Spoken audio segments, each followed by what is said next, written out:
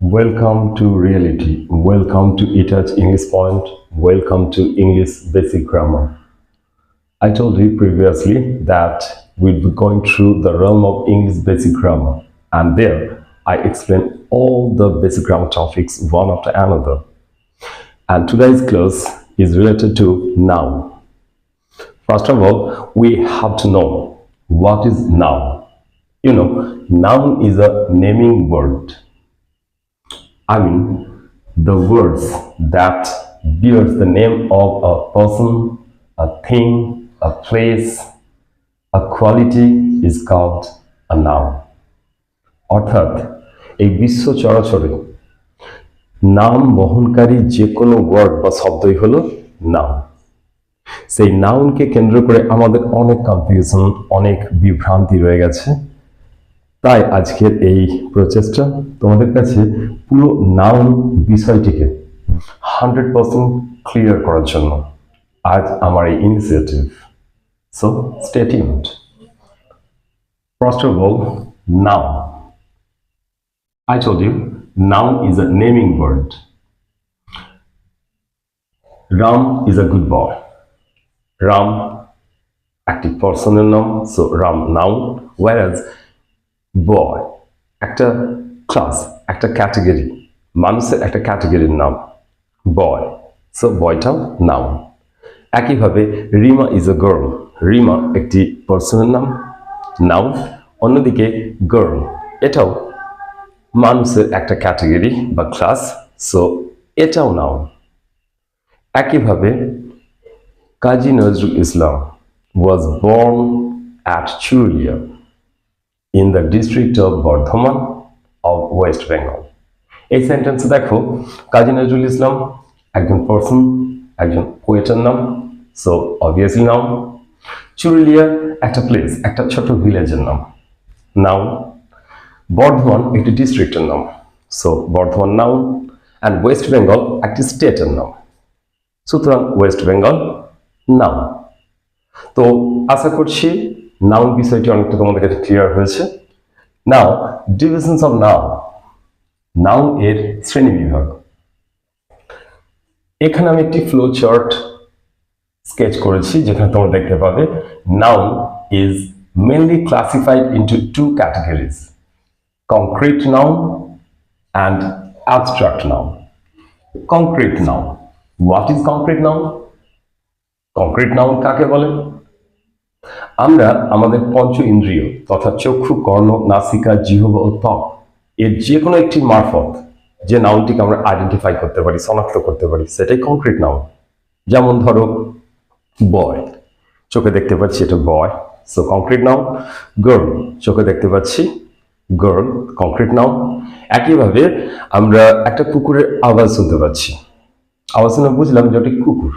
আমি চোখে না দেখলেও কানে শুনতে পেলাম যেটি কুকুরের আওয়াজ, সো ডগ, কংক্রিট নাউন। ওয়ারাজ একটা বাস, একটা কার, যেটাকে আমরা চোখে দেখতে পাচ্ছি বা আওয়াজ শুনে বুঝতে পারছি, কংক্রিট নাউন।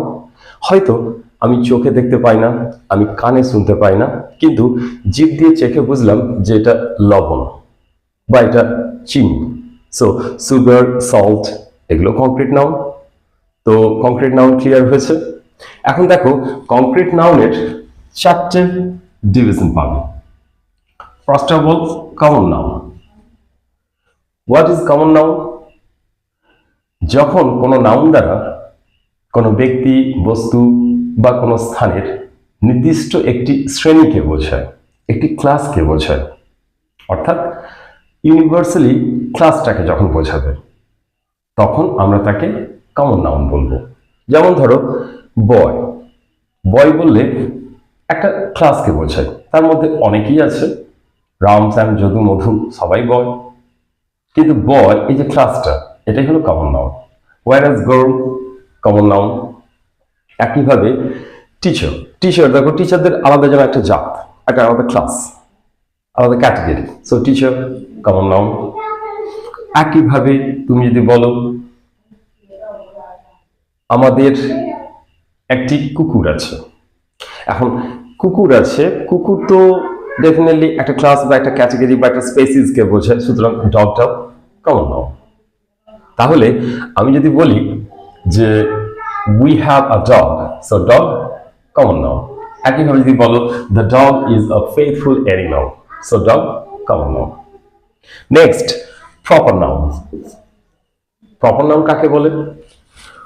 ওই যে ব্যক্তি, বস্তু, স্থান ইত্যাদির ক্লাসগুলো সম্পর্কে আমরা জানলাম, অর্থাৎ কমন নাউন সম্পর্কে জানলাম, তারই স্পেসিফিক্যালি কোনো নাম বোঝালে, অর্থাৎ নির্দিষ্টভাবে কোনো ব্যক্তি, বস্তু, স্থান ইত্যাদির নাম বোঝালে তাকে প্রপার নাউন বলে।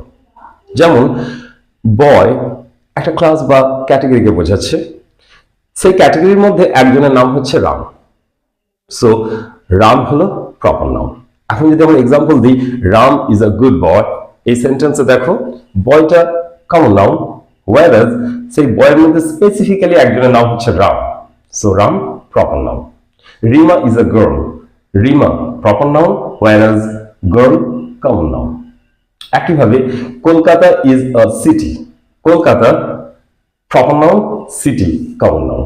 অর্থাৎ সিটি তার একটা আলাদা ক্লাস আছে, সেই ক্লাসের মধ্যে কলকাতা স্পেসিফিক্যালি একটি নির্দিষ্টভাবে একটি শহরের নাম বোঝাচ্ছে।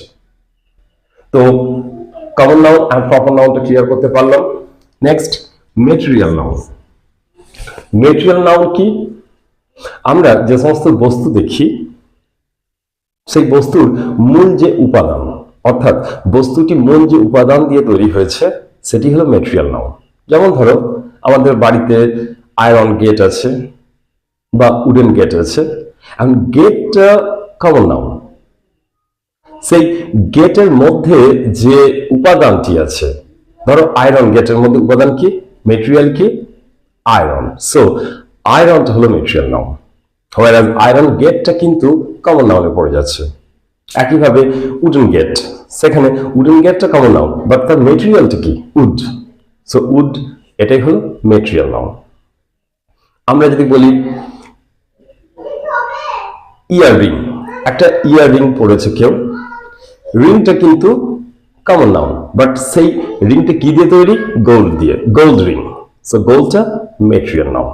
একইভাবে প্লাস্টিক বক্স, বক্সটা তো আমরা কমন নাউন হিসেবে জানি, কিন্তু বক্সটা কি দিয়ে তৈরি, the box is made of plastic, so plastic material, এটাই হচ্ছে মেটেরিয়াল নাউন।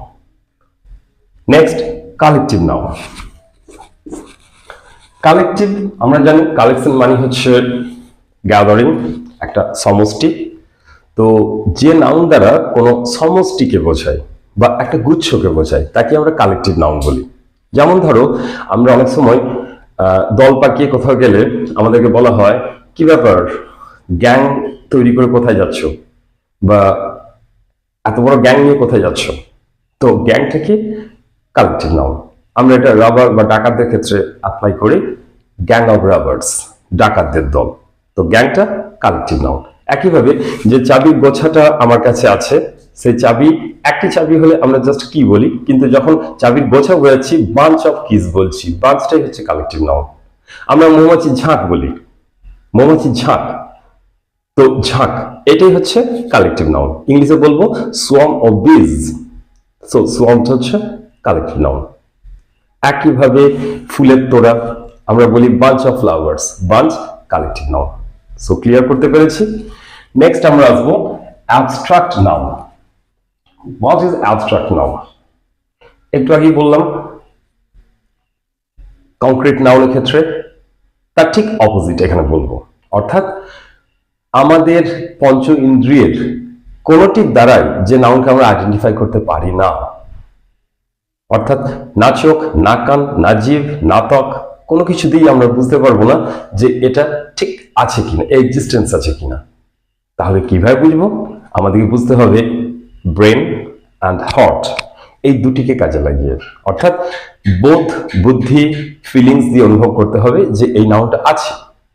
যেমন ধরো ভালোবাসা, লাভ, এই জিনিসটিকে আমরা চোখে দেখতে পাই না, চোখে দেখতে পাই না বলেই এর সুযোগ অনেকেই নাই। কেউ বলে আমি তোমায় ভীষণ ভালোবাসি, কিন্তু আদতে সে ভালোই বাসে না, কিন্তু আমরা চোখে দেখতে পাচ্ছি না। তাহলে আমাদেরকে হৃদয় দিয়ে অনুভব করতে হয় যে প্রকৃতি সে ভালোবাসে কি না। আমরা হৃদয় দিয়ে বলতে পারি যে আমাকে ভালোবাসে না ঘৃণা করে। তো সেক্ষেত্রে লাভ বা হেট্রেড, এই ওয়ার্ডগুলি, এই নাউনগুলি এগুলো তো একটা, তো এই লাভ বা হেট্রেড এগুলো একটা কোয়ালিটির নাম, সেই হিসাবে ডেফিনেটলি নাও, কিন্তু এগুলোকে আমরা পঞ্চ ইন্দ্রিয় কোনটির মাধ্যমে আইডেন্টিফাই করতে পারি। যেমন ব্রেভিটি, সাহসিকতা। কার কতটা সাহসিকতা আছে আমি কিভাবে বুঝবো? তার সঙ্গে ডিল করলে, তার সঙ্গে ওঠা বসা করলে বুঝতে পারবো তার মধ্যে ব্রেভিটি বা সাহসিকতা আছে। একইভাবে আমরা কাইন্ডনেস বা দয়া, এই যে কোয়ালিটির কথা বলি, কার মধ্যে কতটা দয়া আছে আমি পরিমাপ করে ওজন করে বোঝাতে পারবো না। কার মধ্যে কতটা অনেস্টি বা সততা আছে আমি ওজন করে বা কোনোভাবে মেজারমেন্ট করে বোঝাতে পারবো না, কিন্তু আমাকে ফিল করতে হবে যে ভদ্রলোক সৎ, তার মধ্যে সততা আছে, হি হ্যাজ ইনাফ অনেস্টি। তো এই কাইন্ডনেস, অনেস্টি, হেট্রেড, লাভ, ব্রেভিটি, এই সমস্ত কোয়ালিটিস গুলো যেগুলোকে হৃদয় বা মন দিয়ে অনুভব করতে হয়, বিদ্যা বুদ্ধি কাজে লাগিয়ে অনুভব করতে হয়, তাদেরকে আমরা বলছি অ্যাবস্ট্রাক্ট নাউন। এই অ্যাবস্ট্রাক্ট নাউন আবার তিন প্রকার। অ্যাবস্ট্রাক্ট নাউন কোয়ালিটি, অর্থাৎ যে অ্যাবস্ট্রাক্ট নাউনগুলির মাধ্যমে কোনো কোয়ালিটিকে প্রকাশ করা হয়, কোয়ালিটির নাম বোঝায়। যেমন বললাম লাভ, হেট্রেড, কাইন্ডনেস, এগুলো সবই কোয়ালিটিকে বোঝায়। সুতরাং এগুলো হলো abstract noun quality. Next abstract noun state. Abstract noun state কোনগুলি? যেগুলির মারফত কোনো অবস্থাকে বোঝায়, অবস্থার নাম বোঝায়। যেমন ধরো পোভার্টি, দারিদ্র্য। এই যে দারিদ্র্য, কারোর ক্ষেত্রে বলা হচ্ছে যে ওর ভীষণ ওয়েলথ রয়েছে, সম্পত্তি রয়েছে, তো ওয়েলথ বা সম্পদ, পজিশনস, এইগুলোকে কিন্তু আমরা স্টেট বা অবস্থায় ফেলবো। Next action.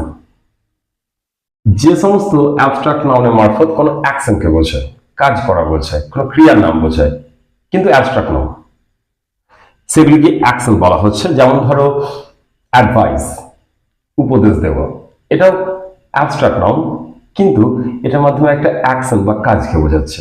হেল্প, এইগুলি হলো অ্যাবস্ট্রাক্ট নাউন, অ্যাকশন। এই গেল নাউনের মেন ডিভিশনস। বাট নাউনকে অন্য অ্যাঙ্গেল থেকে যদি দেখি,